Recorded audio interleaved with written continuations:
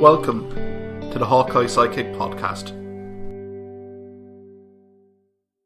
Hi everyone, welcome back to the Hawkeye Sidekick Rugby Union podcast with your host Mark Kennedy. Joined again by Liam O'Brien on this year-end special where we reflect on the year 2022 from a rugby perspective and also look ahead to Rugby World Cup 2023, looking at some appointments from the England and Welsh Rugby Unions in the process. Hope you enjoy. End of year reflections for you. What stood out for you in terms of the year that was in 2022, and maybe kind of look crystal ball for 2023, what your hopes and aspirations for the year ahead? Well, yeah, I suppose in terms of Munster rugby, what stood out, unfortunately, was probably there was a few collapses there at the end of last season, particularly the Ulster game away was a bit of a low. I suppose there was also then the final in the coffin was the Leinster game where we played their second or third string and got a bit of a hammering. So that kind of stood out for me.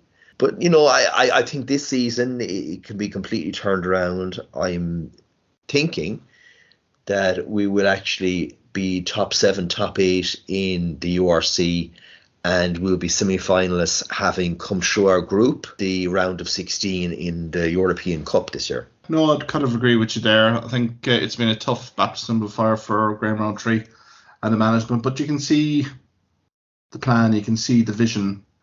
And I'm very excited to see the young players getting an opportunity here, you know, like Ruan Quinn as well. He'll be coming more involved probably next year. Edwin Adogbo as well. We didn't mention he's out for a few weeks due to that ankle injury. But again, there's been guys here really stepping up to the plate. Alex Castellan, I still think, will have a massive contribution to make here in the ball club, particularly during the festive period and also in the new year. So I think overall, from Munster perspective, I think those kind of negatives were probably the ones for me. But I suppose overall, sense-wise, in terms of the URC, I think it's been great that the South African teams have got into this URC competition. I think it was badly required. And I think it's a new market base from a South African perspective. I think the South African teams are now bought into the URC, and I think they will buy into the European competitions here, particularly Champions Cup and Challenge Cup. The fact that we had the Stormers winning the URC is only going to elevate standards winning the URC. So I think my hope for 2023 is that we see continued performances and improvements in the league, because I mean it is a very attractive league to watch now, particularly with the inclusion of South African teams, and also the Welsh regions as well continuing to progress nicely. And I suppose I think, Mark, honestly, I really mean this when I say I think that the URC is a superior product and a superior competition than the Premiership right now, which like certainly has undoubtedly at the very top, we'll say, has quality teams in the likes of your Saracens, Exeters, Leicesters. But beyond that, I would say pretty much all the URC teams are more competitive. Yeah, I think some negatives for me were the Gallagher Premiership and the governance. We lost Wasps and we lost Worcester Warriors very early on in the season. I also think back to Spain and their debacle in terms of their ineligible player and the World Cup debacle fiasco there, which then kind of opened the door for Portugal to get in here. But again, there was some kind of governance issues that kind of rated a little bit on that score. And I suppose kind of internationally wise, Liam, 2023, we're kind of getting into a World Cup year. Or what's your viewpoint in terms of that from an Ireland perspective, maybe from a World Rugby perspective? What should we expect? Well, yeah, I mean, we should be expecting a semi-final in the Rugby World Cup. But the easier route is undoubtedly, as crazy as it might seem, for us to play New Zealand in a quarter-final, which almost certainly would mean that we have to top our group, a group containing the likes of Scotland and South Africa. So that certainly is doable. It's the one thing that's not kind of ticked off the list for Ireland now. They have the squad of players capable of doing it. I think that's the key. It's the squad. And I don't think they're going to go down the route of the Joe Schmidt era, where basically they were kind of found out in that year before the World Cup. And this group, I think, under the stewardship of Andy Farrell, I think they can actually play even better. I think there's still massive scope for improvement, particularly attacking side of the ball, and particularly our front five as well, Liam. I think we do need a bit of improvement in terms of front five. The physicality battle, particularly against South Africa, will be immense in that group game. And as you say, we probably need to be hitting New Zealand, particularly in that quarter final, give ourselves a realistic target. because if we're facing France at home in France, I think it's a pretty forlorn prospect. But I suppose my only concern going into that Rugby World Cup is we still don't have a successor lined up for Johnny Sexton. I think the Six Nations hopefully will be used to maybe make a decision on that.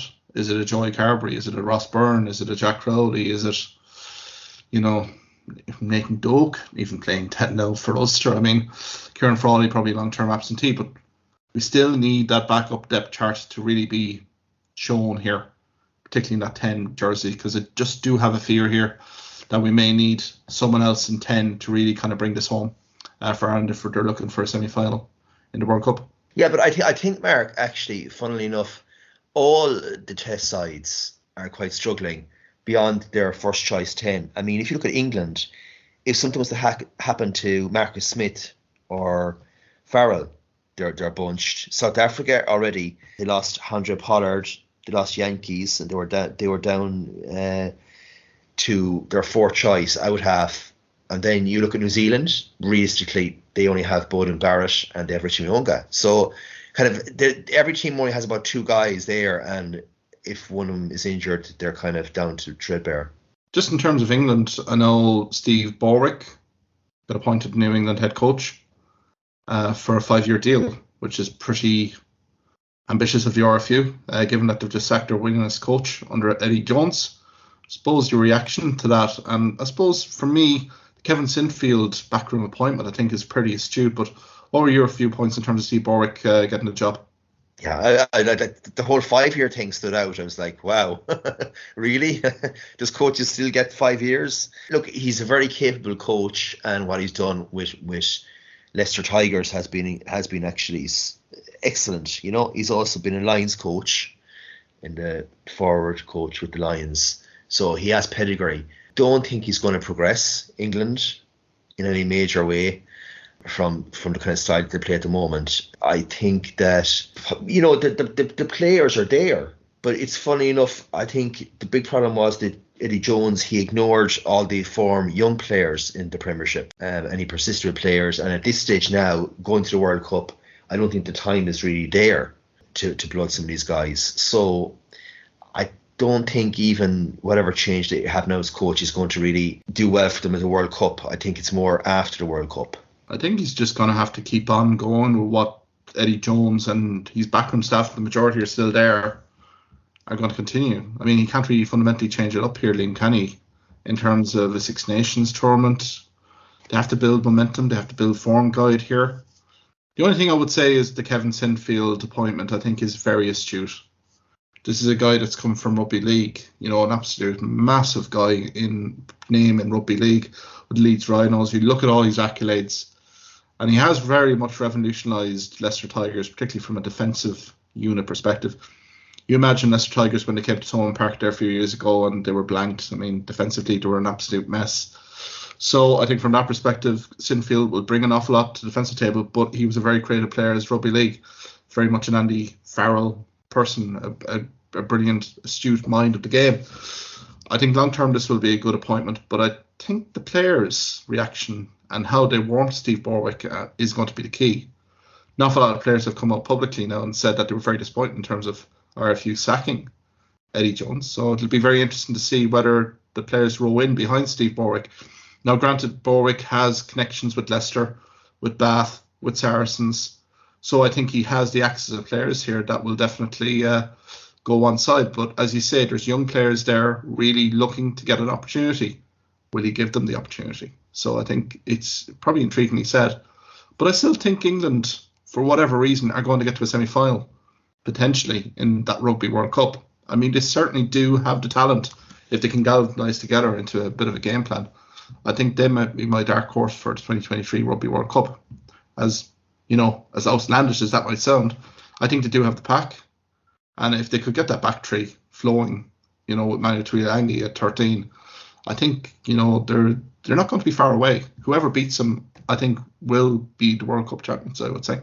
Yeah, I mean, look, I still think they have an absolutely smashing potential centre pairing in Tuilagi if he can make it, and Henry Slade. I mean, look, that's it. I mean, The real nub of the problem for England is they're persisting with Farrell, who an excellent goal kicker, but his overall game is very, very down at this time, and they have to persist with someone else at 10. So they're putting in Farrell at centre, where they should be probably putting in Slade, and then they're not giving the confidence or backing to Smith, and that's all leading on to a kind of a confusion, I would say. Particularly the fact that Borwick and also Sinfield are coming into an existing backroom side. There's going to be a period of transition between those two parties, I would say. Martin Gleeson particularly will be under pressure to provide more of an attacking game plan, front football for the RFU, but also more significantly the England supporters. Particularly, they have been very, very vocal in Twickenham in terms of their reaction to recent England performances. So I think that'll be a fascinating watch for 2023. I really do, Liam, on that.